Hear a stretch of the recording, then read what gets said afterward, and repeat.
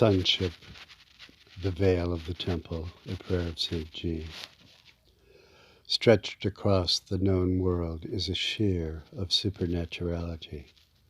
All that we see, hear, touch, smell, taste must thus be allowed consummate reasoning as to its reality. This supposing that human reason can carry us that far. It cannot. By this, a shearing, a separating of the natural from the supernal, like the wool taken from a sheep, the world would be revealed for what it is. It is mechanistic, fueled by physical laws, and always, in every field of inquiry, runs to a dead end of explainability.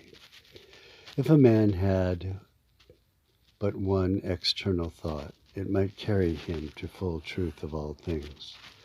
For instance, he might comprehend the unreality, the misapprehension we have of time as an artificiality. Like the moon, it is simply an aid to our utter simplicity of mind and of being. This because it was not formed by natural laws sequenced over time and development, but in a brief burst of supernatural events. The two worlds which are sheared apart never in truth were fully joined. The present life moves in a totally different element from the spiritual life of the eschaton, the end of things. We now think of our world as dynamic, colorful, flamboyant, and changeable. Yet when we are fully in the higher world, we'll see that it is static, colorless, and that its changeability is tied to sin, and not to the glorious life of holiness. The sheer veil which now overlies us is sonship, the full envelopment of a son within the Father. It has capabilities we cannot foresee, and so to speculate gives great disadvantage. Only to say that these are finished events, accomplished before the world was, stacked one upon another, their fibers interconnected, every sense conjoined, so that if we envision the twain of two spaces, the higher has infinite dimensionality as compared to our four, the space-time continuum. The same is true of fragrance and truth, seeing, hearing, and speech. They are not only not fully developed, but are the lesser qualities among an infinitude of senses and dimensions in your world. Our higher thought world, whatever intelligence quotient is assigned, is completely lost under the exceeding great knowledge, wisdom, and all appertaining virtue as subsumed in sonship to the Almighty, Omnipotent Father.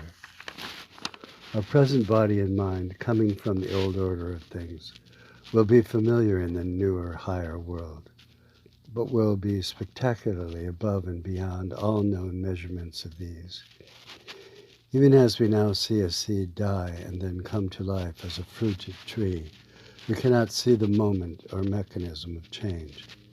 It is known that John the Baptist was born while his father Zechariah was a priest in the order of Abiah, placing his birth in our designation 7 BC, so that the presence of Jesus on earth was likely the full period of Old Testament trial, 40 years.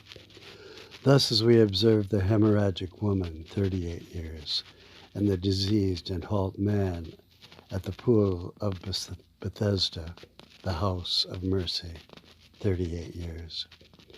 Jesus also was in his 38th year, and their healings of mercy were predictors of the coming healing of all the nations through the death of Jesus. Even as with Lazarus, he could be questioned as to all the elements of his illness, death, and resurrection, yet could not be found out the mechanism of his delivery from death to life. Thus it will be with all things. They are not processes. They are fixed in eternity, but so many and varied that their unraveling will seem to be an endless, fascinating process.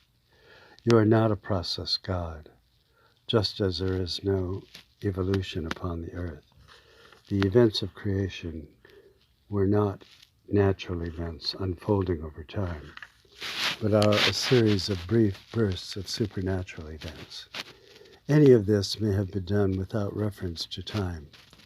We are to hold these things in faith and not in scientific discovery.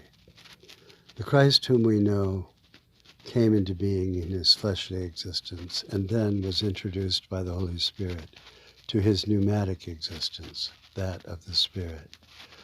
This an appointment by decree in eternity. Your sonship reaches back to the state of pre-existence, as do all things conceptually. For example, we were an idea in your eternal mind, but were given life, not as by word in creation, but simply came to be as you had willed us to be. No action was involved. Nevertheless, you are yet of the seed of David, as we are of the seed of our parents.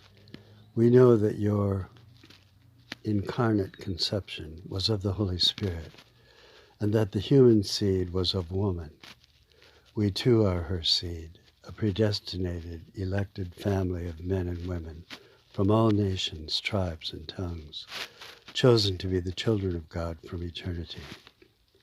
On earth much has occurred, but not to be compared to the drama to come. Help us, Lord, to be prepared for your coming.